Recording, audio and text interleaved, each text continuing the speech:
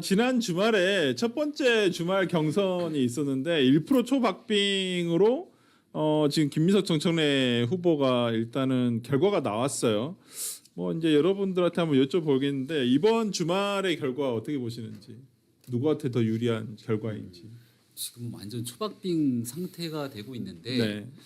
저는 사람들마다 어떻게 평가할지 모르겠습니다만 정청래 후보가 꽤 선전하고 있다고 생각하거든요. 선전하고 있다. 초창기의 과정을 놓고 보면 정청래 후보의 가능성을 가능성이 있어 이렇게 얘기하면 네. 민주당 측에서 굉장히 비웃었거든요. 그랬죠. 심지어 최고위원 후보들은 정청래 후보와 어떤 사람들이 결을 같이 한 런닝메이트냐 사람도 못 구한다 그러지 네. 않았습니까?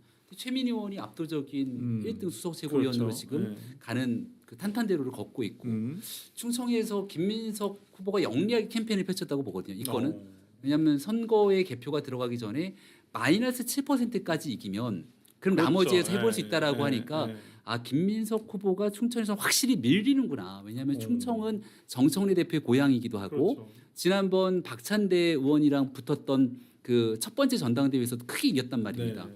그러니까 여기서는 아 정청래 후보가 당연히 이기는 거야라고 사람들한테 인식을 심어준 거죠. 근데 저는 김민석 후보가 어느 정도 그 비슷하게 나오거나 그 정도의 상황들이 예측할 수 있을 거라고 봐요. 왜냐하면 당원들의 투표라는 것들은 미리 사전에 조사도 좀 돌려보고 네. 당원들 당협위원장 중심으로 쭉 한번 스크린해 보면 전체적인 흐름이 나오거든요. 네. 7%에서 0%까지 이 정도의 갭을 예측 못할 정도로 무능하지 않습니다. 그렇죠. 그럼에도 불구하고 그렇게 캠페인을 펼치니까 당연히 네. 우와 당연히 질 것 같은 김민석 후보가 올라갔네라고 해서 네. 약간 판을 바꿨던 영리한 캠페인을 펼쳤지만 지금 현재 굉장히 막상막하의 흐름으로 가고 있어서 마지막 호남으로 가기까지의 여론전을 누가 가져가는가 시기는 좀 길게 남았다고 보고요. 아직은 알기 어려운 판이 형성되고 있다고 생각합니다. 아직은. 그리고 하나만 덧붙이면 네. 호남에서 무조건 김민석 후보가 이길 거다 이렇게 판단했던 이유가 있었어요. 네. 그게 지난번 있었던 그 삼전닉스 등 반도체에 대한 반도체. 호남 집중 투자 네. 이것 때문에 판이 완전히 끝난 것처럼 그렇죠. 보였는데 네. 지금 우리 다 주식을 보고 있잖아요. 아하. 현재 상황이 어떻게 돌아가고 있는지 네. 그리고 과연 호남에 약속했던 대통령과 이 기업 정부의 투자가 진행될 거라고 지금도 여전히 믿고 있는지를 물어보면 고개를 좀 갸우뚱할 걸요. 이런 상황들이 과연 호남의 민심을 어떻게 자극할 것인지가 네. 마지막 남은 주요 변수가 아닐까 생각합니다. 이민정 부위원장 이번 주말 이번 주말은 이제 토요일이 제주 인천. 그러니까 지난 주말의 결과를 보고 한번 분석해 주시고 그다음 그러니까 이번 주말은 제주 인천 강원 대구 경북인데 지난 주말에 결국 이틀 합쳤을 때 0.99% 포인트 차이였잖아요. 얼마 차이가 붙어 있어요. 그런데 이제 결국 호남과 수도권에서 어떤 결과가 나오느냐에 따라서 달라질 텐데 저는 뭐 주말 결과와 이걸 유출해 보면 이재명 대통령과 김민석 후보에게 최악의 결과가 펼쳐질 것이다라는 생각을 해요. 진짜요? 최악의 결과. 제가 생각하는 최악의 결과는 김민석 후보가 당선이 돼요. 당선이 되는데 1차에서 과반을 못하고 결국에는 선거투표제의 결과로 인해서 당선이 되는 거죠. 그렇게 당선이 돼. 근데 최고위원은 수석 최고위원은 신청계인 최민희 의원이 되고 거기에서 이제 한민수 그리고 다 들어가는 거죠. 그래서 이성윤까지 전 들어갈 것 같아요. 그렇게 되면 이제 이재명 대통령과 이 김민석 후보에게는 최악의 결과가 되는 거예요. 이 전당대회 결과에 대한 정당성이 없어지죠. 1차적으로. 1차에서 과반 투표를 못했고 선거 투표제를 통해 겨우 당선이 됐다. 네. 그러니까 룰을 변경해서 유리하게 변경해서 된 거 아니냐. 이렇게 되면 지지층부터 쉽게 납득할 수 있겠어요? 정청래 대표를 지지했던 지지층들이 납득할 수 없죠. 그리고 최민희 의원이 수석 최고위원이 된 민주당의 전당 그 최고위원 회의 모습을 한번 상상해 보세요. 그러니까 사사 건건 충돌할 거예요. 특히나 주요한 의제, 당 대표가 추진하려는 주요 의제에 대해서 사사 건건 충돌할 겁니다. 그 클라이막스는 공천 국면이 될 거예요. 근데 최민희 의원이 그렇게 지조가 있으신 분은 아닌데. 아니 그럼에도 불구하고 이번에 본인이 맛을 봤잖아요. 네. 진영에 대한 이득, 특히 진영을 확실히 갈라쳐서 본인이 이득을 봤단 말이에요. 네. 그렇게 하면 그 계파의 이익을 대변할 수밖에 없어요. 아니 그렇게 되면 저는 네. 그 봉숭아학당이 재현되고 최악의 모습 펼쳐질 아니 겁니다. 최민희 의원은 마치 저번에 어떤 한 달 전인가요? 시작되기 전만 해도 라디오 나와서 진행자가 친청계로 분류를 하고 있다라고 하니까 내가 왜 친청계예요? 제가 친청이에요. 그렇게 제가 왜 얘기하던데. 친척이에요? 진짜 나 깜짝 놀랐는데 또 지금 이제 전당대회 때는 같이 다니시긴 해요. 같이 다니시긴 한데 글쎄요 이분은 자기 공천만 준다고 하면 아니 거기에 한민수, 이성윤이 들어간다고 생각을 해보세요. 네. 저는 그분들이 지금까지와 네. 이번 전대 이후 최고위원이 된 이후는 네. 완전히 달라질 수밖에 없어요. 근데 뭐 정청래 대표와 뭐 그 정치적으로 뭐 정말 운명을 같이 할 정도의 의리가 있어 보여요? 김성열 최고? 있어요? 그런 게 어딨어? 금방 막히지. 근데 그거보다도 저는 첨언을 좀 하자면은 네. 그게 있어요. 1등을 정청래가 했는데 당 대표를 김민석이 되는 이 경우 선호 투표 때문에. 예, 그래서 아, 진짜 그렇게 되면 실질적으로 어떻게 되는 거야? 실질적으로는 그래서 정청래 후보가 득표는 더 했어요. 그런데 송영길 후보의 득표가 김민석 후보와 함께 저해지면서 네. 당 대표는 김민석 후보가 되는 경우가 있을 수 있거든요. 있죠. 그게 그렇게 되면 무슨 일이 벌어지냐면 말씀하신 대로 불복의 명분이 돼요. 야 내가 더 받았잖아. 이거 제도 때문에 이렇게 된 거잖아. 그러면 이제 최고위원계로 들어간 친청계 인사들의 목소리가 커지죠. 예. 왜냐면 당신 나한테 있다. 야 1등 우리가 했는데 이건 제도상의 문제였잖아. 이러고 갈 수 있는 충분한 이런 게 만들어지고 지금 어쨌든 대세는 정청래 쪽으로 가는 것 같아요. 예, 저는 대세는 정청래 쪽으로 가는 것 같아요. 이게 근데 50%를 넘기느냐 못 넘기느냐가 핵심이잖아요. 네. 근데 지금 벌써 45%예요. 그러니까 저는 한 첫 번째 이때 나오는 게 한 40, 한 2, 3% 나오기만 해도 그러면은 김민석 후보가 좀 여유롭게 어쨌든 선호 투표를 이기겠다 싶었는데 지금 45%란 말이에요. 그럼 앞으로 5% 정도가 더 더해지면 네. 50%가 돼버리면 이제 선호 투표도 상관이 없어요. 아니 근데 그 지금 이제 어디서 갖고 와요? 예측은 호남에서 김민석 후보가 큰 차이로 정청래 후보를 이길 것이다. 안 그래요? 왜 안 아, 그러냐면은 이게 지금 저는 전북에 좀 주목을 해요. 네. 광주는 워낙 옛날부터 계시던 그 강성 지지자분들이 많으시기 때문에 그분들은 잘 안 바뀌어요. 그러면은 그분들은 원래 가지고 있던 대로 투표를 하실 텐데 네. 전북은 좀 현안에 민감한 약간 충청북도와 충청남도와 비슷한 그런 네. 성격을 가지고 있어요. 근데 지난번에 전북에서 공천 때문에 난리가 난리 났어요. 났죠. 예, 전북 도지사 공천 때문에 그렇죠. 네. 김관영 지사가 당연히 재선을 하는 줄 알았던 네. 상황에서 그냥 이제 당에서 공천 안 줘버리고 문제가 그렇죠. 있다고 네. 그러면서 이제 이현택 지금 현 지사가 됐는데 또 이현택 지사한테는 또 이제 중간에 수사가 들어갑니다. 예, 맞아요. 저는 도지사가 후보가 이제 경선이 끝나가지고 후보가 거의 확정인데 수사가 들어가는 이런 케이스도 특히 여당인데 들어가는 것도 처음 봤어요. 네. 저는 이게 그 당시 당청 갈등이 엄청 심했다고 보거든요. 이 공천에 있어서. 네. 자, 그래서 전북이 지금 완전히 쪼개져 있어요. 전북은 친청호 친명이 거의 반반이에요. 제가 반반. 거의 반반. 어. 예. 그렇기 때문에 이 부분에 대해서 어떻게 될지 두고 봐야 된다는 그럼 거죠. 전남에서는 오히려 김민석 후보가 한 7대 3으로 이길 수 있는 거 아니에요? 아니요, 저는 그렇게까지도 보지 아, 못하고 그래요? 있어요. 어. 김민석 이분이 그 호남에 그렇게 연고가 많지는 없죠. 않으신 예, 분이고 예. 그리고 지금 정청래 후보가 계속 얘기하는 게 뭐냐면 오늘도 계속 얘기하는 배신자론이에요. 그렇죠. 한 번 배신한 사람 또 한다. 아하. 호남 사람들도 이제 대구 분들이 네. 배신자에 대해서 굉장히 경기를 하시잖아요. 네.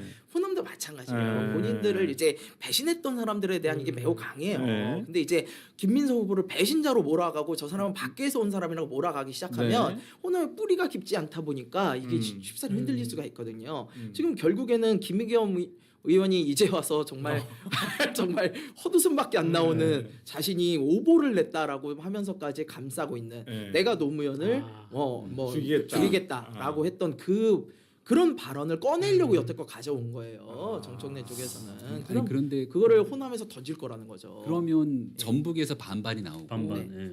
그러니까 전남, 광주 지역에서는 그래도 여전히 김민석 후보가 약간 유리하다는 게 전체적인 평가잖아요. 네. 만약에 나와서 그런 여론으로 뒤집어도 한 반반 음. 간신히 가져가면 그러면 정청래 후보가 남은 5%를 끌고 가기 위한 표가 나올 데가 없잖아요. 수도권. 수도권에서 나머지 다 엎을 수 있다. 이게 국민의힘은 강성 지지층이라는 분들이 주로 대구 쪽에 계시고 그렇죠. 경북 TK 쪽에 네. 많이 계신다고 생각을 네. 하시잖아요. 네. 민주당은 그렇지 않아요. 음. 민주당은 강성 지지층 분들이 수도권이 진짜 많아요. 아, 수도권에, 오히려? 수도권에 정말 많아요. 수도권에 오히려 그 흔히 말하는 개딸이라고 불리던 분들 네. 대부분 수도권에 계시는 분들이에요. 아. 예, 그런 것처럼 이게 지금 강성 지지층이 이쪽에 수도권에 많다 보니까 저는 수도권에서 굉장히 김민석 후보가 크게 이길 거라는 생각은 안 해요. 게다가 여론조사도 지금 어쨌든 붙고 있고 물론 아직은 제가 보기엔 김민석 후보 유리해요. 네. 이 선호투표제 때문에. 네. 근데 지금 같은 추세면은 이거는 막판까지 가봐야지 알겠다.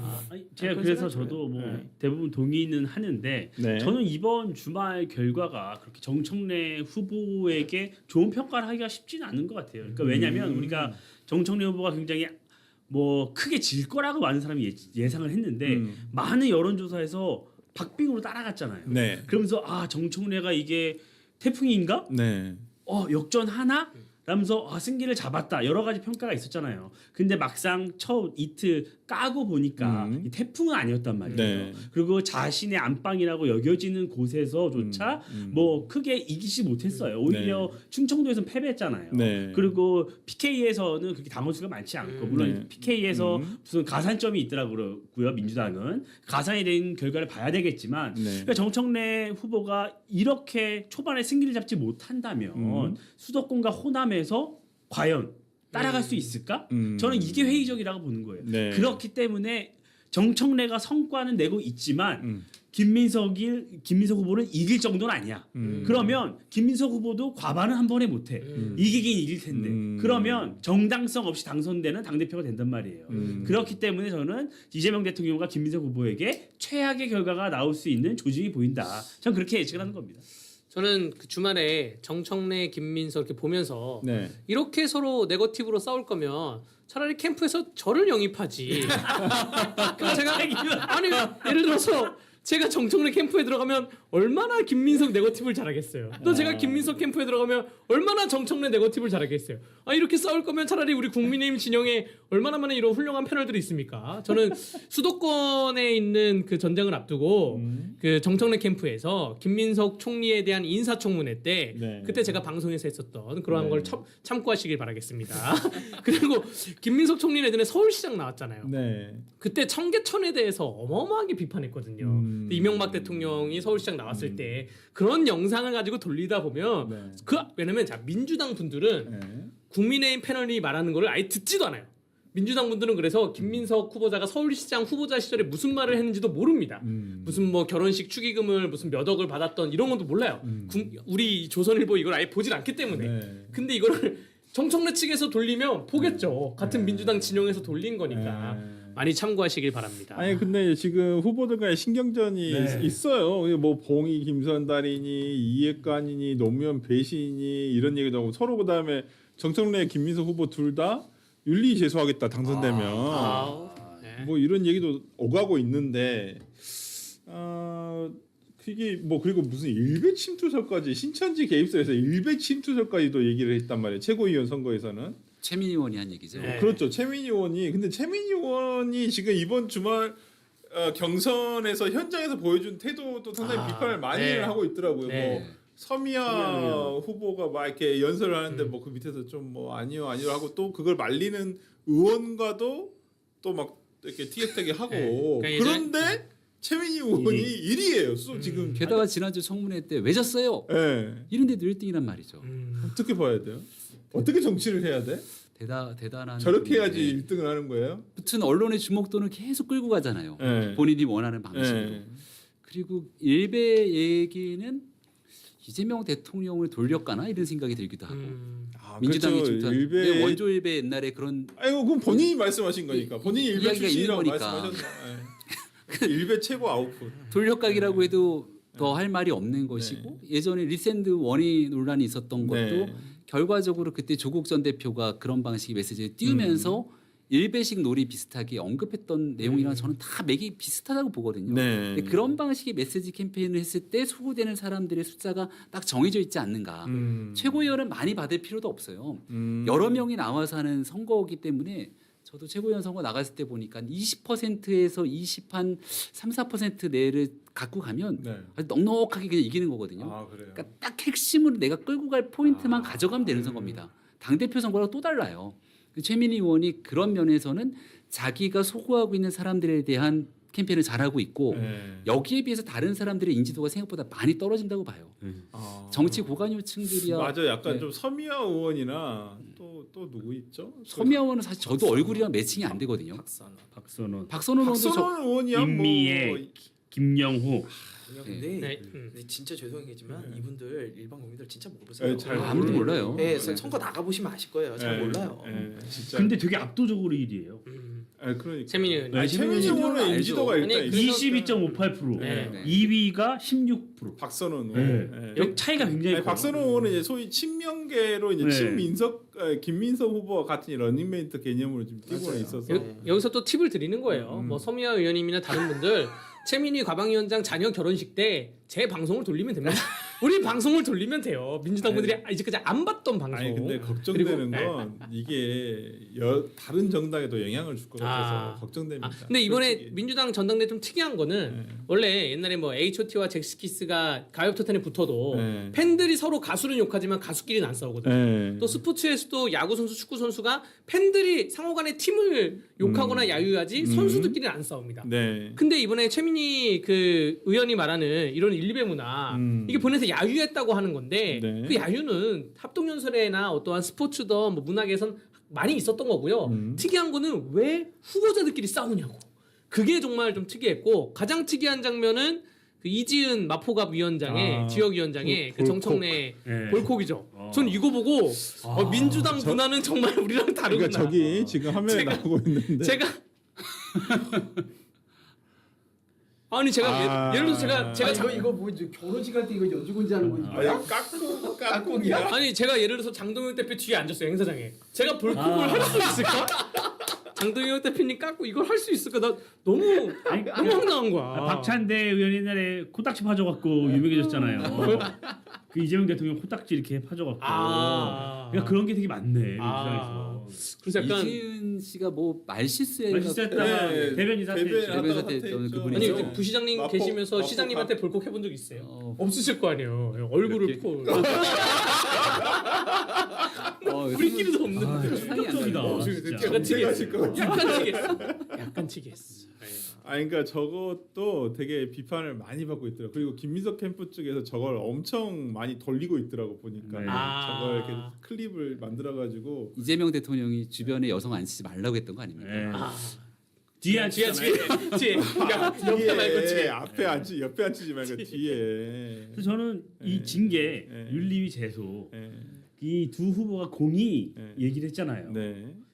진짜 할 수 있을까? 아이 못하죠. 근데 저는 조금 지금의 민주당의 전당대회는 네. 과거랑 달라져서 양상이나 네. 이런 게 네. 저는 이 지지층의 이런 압박이 굉장히 클 수 있다고 봐요. 그러면 국민의힘 같이 그냥 그러니까 윤리 그럼- 가동. 네, 그럼 이제 민주당도 국민의힘을 비판할 수 없는 상황에 이제 처하게 되는 거죠. 서로 닮아가. 그 서로 닮아가네요. 지금 아니 많이 닮아가고 있어요. 그러니까 정청래 대표가 그렇게 주장하는 당원 주권주의를 지금 국민의힘에서도 지금 당원 주권주의를 이렇게 만들어가겠다고 지금 하고 계시더라고. 아니 이건 뭐 제 말이 아니라 장동희 대표가 지금 하고 계시는 거니까 서로 당원 주권주의 해야죠. 서로 나쁜 건 참 빨리 더 배운다라는 생각이 좀 드는데.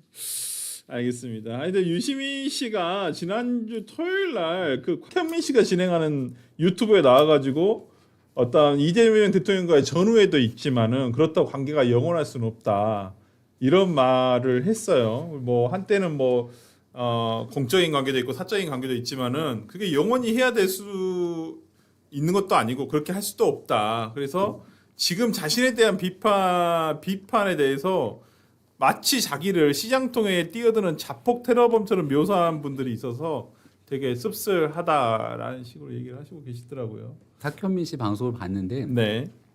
책 이렇게 세워놓고 책 얘기가 거의 한 80%였어요. 아, 그러니까 유시민 탁현민 씨가 유시민 작가에 대한 선생님 애정을 그냥 듬뿍 그렇죠. 표현했던 날이었고 네. 유시민 작가를 좋아하는 사람들이 봤을 때는 지성인 유시민을 굉장히 그 도시에 대한 미래 비전 네. 난 이런 담론을 얘기하는 네. 사람이 막 쭉 하는데 네. 굉장히 아름답게 얘기를 네. 다 끝내놓고 네. 마지막에 그런데 정치 얘기도 좀 하자 그래서 네. 내가 내 생각을 자유롭게 얘기하고 싶은데 그걸 못하게 하면 어떡하냐. 그럼 나는 비평가로서 내 생각을 얘기하면서 살 건데 그렇지. 그거를 뭐라고 해서 싫은 거면 네. 우리 서로 각자의 길을 가는 거다 이렇게 얘기를 합니다. 네. 그러니까 탁현민 씨 좋아하고 김어준 씨 방송 좋아하면서 네. 전체적인 흐름을 좋아하는 사람은 지성인, 유시민, 그 유시민이 옳고 바른 말을 하면서 가는데 그거를 굳이 듣기 싫은 얘기까지 찍어 누르는 나쁜 사람들에 대한 반대 총합. 아마 이런 식의 흐름들이 가져가는 것 같아서 네. 처음 유시민 씨가 나와서 얘기했을 때 맹폭을 가했던 것과 달리 이제는 흐름이 반반으로 바뀌고 있는 게 아닌가 싶어요. 그러니까요. 하여튼 유시민 씨가 이렇게 얘기를 하는 데 있어서 약간 그러니까 지금 소위 말하는 친명계에서는 뭐 이제 유시민 말빨 다 했다. 뭐 이제 용도 그러니까 효능이 다 한 거 아니냐. 뭐 아니면 대부분 먼저 댓글을 보면 연락 안 되니까 소통 안 하니까 삐져가지고 저런다. 60 넘어도 삐져가지고 저러는 거 아니냐. 이렇게 얘기하는데 글쎄 아니 내용만 보면 틀린 건 별로 없어 보이는데. 영향이 있는 게 드러나고 있잖아요. 결과적으로 여러 가지 네. 이 수치적으로 드러나고 있고 대통령의 행동이나 여러 가지 네. 발언에서도 네. 뭐 유시민 씨가 옳았다. 특히 이번에 공소기각을 끼워넣는 문제 뭐 이런 것들에 대해서 많은 부분이 유시민이 옳았나? 네. 유시민이 말이 다 맞나? 이런 생각을 떠올리게 되지 않습니까? 네. 그리고 저는 아까 우리가 초반에 말씀드렸던 이재명 대통령의 지지율은 하락하는데 네. 민주당 지지율은 올라가는 이 모습을 보면 충분히 영향이 있다고 생각을 해요. 네. 그러니까 그 대통령 지지율이 빠지는 그 어디서 빠지겠어? 그러니까 똑같은 사람이 여론조사를 받아서 똑같은 문항을 한 번에 물어보잖아요. 네. 대통령에 대한 뭐 좋아하냐, 지지하냐 아니냐, 민주당 지지하냐 아니냐 네. 한 질문 한 사람에게 그 똑같은 질문을 다 하게 됩니다. 그러면 누군가는 민주당은 지지하지만 대통령은 국정 운영은 마음에 들지 않는다고 답변을 하고 있는 거예요. 그러면 기왕에 이미 중도층에서 많이 민심 위반이 있었다면 네. 지금 그게 50%로 밑으로 떨어지고 있고 지금 떠나가는 사람들은 누구인가? 민주당은 찍으면서 이재명 대통령은 찍지 않는 그 누구일까? 그런 것은 우리가 예측해 볼 수 있잖아요. 네. 그러면 이 유시민 씨가 얘기했던 그 코어 지지층인가? 네. 바로 친청계 아닌가? 뭐 이런 생각을 할 수밖에 없는 거예요. 저는 그 수치로 드러나고 있다고 봅니다. 어떠세요, 김성일 최고 보시기에 그러면 유시민 씨의 어떤 이러한 발언 내용들이 지금 정청래 대표에게 득이 될까요? 전당대회에서? 많은 득이 됐죠. 네, 유시민 장관이 앞장서 가지고 이재명 대통령을 비판을 하는 덕분에 네. 정청래 대표 난 네거티브 안 해. 음. 라고 하고 이재명 대통령에 대한 언급은 거의 안 해도 될 정도로 아. 네, 대변인 역할을 해줬다고 네. 봐요. 저는 이거는 역할 분담이 있었다고 생각이 될 정도로 그렇게 완벽한 콤비 플레이를 펼쳤다고 보고요. 네. 다만 저는 진짜로 이 부분은 제가 뭐 김민석 편이라든가 정청래 편 이런 걸 떠나가지고요. 네. 유시민 작가는 사실은 작가예요. 이분은 지성인이라고 보기 굉장히 어렵습니다. 저는 우리나라의 어떤 지성인이 컴퓨터를 검찰로부터 빼돌리는 CCTV를 보면서 검찰로부터 증거 보존이라고 그렇게 강력하게 주장하는 지성인은 있을 수 없다라고 생각을 하고요. 사실 이분 말씀하신 거 틀리는 거 되게 많아요. 예, 그래가지고 저는 이분이 그냥 민주당의 어떻게 보면은 그냥 지성인, 민주당스러운 지성인으로 가면 몰라도 일반적인 사회에서 인정받는 지식인이라고 절대 보기 어렵고요. 그리고 저도 뭐 이분처럼 이재명 대통령 욕하면은 뭐 맞을걸요 많이. 근데 뭐 그래가지고 뭐 유시민 작가가 말하는 게 많이 맞다 뭐 이렇게 보기는 네. 좀 어려울 것 같고. 다만 진짜 이분은 지금도 문제는 뭐냐면 네. 이분은 그 당시 조국 전 장관을 옹호를 하면서 자신의 이제 그 주장을 관철시키고 자신의 해기문을 지키기 위해서 굉장히 노력을 했었고 네. 지금 역시도 민주당의 686 세력들 이분들에 대해서 엄호를 하고 있는 거라고 봐요. 맞아요. 저는 그래서 이런 분들이 지금 나서 가지고 김어준 이런 분들과 손잡고 선동성 발언을 해가는 거 이런 것들은 뭐 정파를 떠나가지고 굉장히 잘못된 거라고 보고 이 분들이 결국엔 대한민국 정치를 지금 양극단으로 끌어왔다. 네. 책임을 져야 될 사람이다. 네. 이렇게 보고 있어요. 근데 유시민 작가의 워딩을 쭉 듣다 보면 네. 전우회란 표현을 자꾸 많이 쓰더라고요. 혹시 보셨어요? 전후에 우리가 같이 내란을 극복했던 네, 전우회를 맞아요. 가진 사람. 근데 보통 민주당 용어로서는 동지라는 표현을 많이 쓰는데 그렇죠. 전우회라는 표현을 쓰는 걸 보면 우리가 전쟁을 치는 용병도 오잖아요. 네. 그러니까 전쟁을 같이 치룬 것일 뿐 아. 동지라는 표현이 아닌 전우회라는 표현을 쓰는 게 저는 계속 걸리는데 계속 그 표현을 써요. 내란을 극복하는 과정에서 함께 싸웠던 전우회를 갖고 있는 그 전우회가 있다. 그래서 동지가 아닌 전우회라는 표현을 쓰는 그 어간에 네. 유시민 씨의 마음이 들어있다. 동지라는 것은 운동권 사이에서만 쓰는 우리의 용어. 동지 의식과 거리가 있죠. 그렇죠. 솔직히 말하면 이재명 동지라는 말 진짜 대통령과 많이 쓰는데. 김민석 총리도 동지의 개념보다는 전우회의 개념이 아닐까요? 아. 그 전후의 개념끼리 모여져 있는 사람들의 A, B, C론에 따라서 그러네. 이익을 쫓아 에. 모이겠다는 사람들의 총합. 아무튼 그러니까. 들어볼 얘기가 많다니까. 아, 그러네요. 하여튼 뭐 유시민 작가가 날카롭다. 단어를 그냥 쓰지는 않았을 거라는 네. 생각이 들고 어떤 조금 해석될 만한 단어를 네. 다 쓰시는 근데 분이 관계가 영원할 수는 없다고 표현을 했는데 네. 관계라는 거는 한쪽이 누가 먼저 달라졌냐의 문제입니다. 나는 가만히 있는데 이재명 대통령이 달라졌다. GD의 삐딱하게라는 노래를 좀 나오거든요. 영원한 건 절대 없어. 아, 이런 걸 준비해 오는 거야. 아니 영혼이 없다고 하니까. 정지뿔 아니야. 지금 하트 브레이커까지 하려고 그랬는데 하트 브레이커가 있고 그다음 노래 뱅뱅뱅이라는 노래까지 있거든요. 빵야빵야빵야까지. 하여튼 지금 민주당 이번 전당대회 1주차가 끝났으니까 2주차가 이번 주가 네. 강원이죠. 강원하고 대구 경북 강원이 아마 대구 경북 강원이 일요일이고 네. 그 토요일 날이 토요일은 인천 제주. 아, 인천 제주. 네. 인천 제주. 내일부터 투표가 시작돼요. 그러니까 근데 희한해. 왜 투표를 한 다음에 합동 연설을 하는 거야? 합동 연설을 듣고 그다음에 투표해야 되는 거 아니야? 희한해요. 나 그거 네. 좀 신기하더라고. 희한해. 나는 이거 한 다음에 하는 줄 알았더니 투표는 다 끝나고 그다음 네. 합동 연설을 하더라고. 희한해. 그래서 네. 신기하다 이 생각을 하는데 우리 금곡동님이 저기 저 젊은 변호사 젊은 분 이름이 뭐죠? 강대규입니다. 강대규. 영원한 건 강대규 변호사입니다. 기억해 주십시오.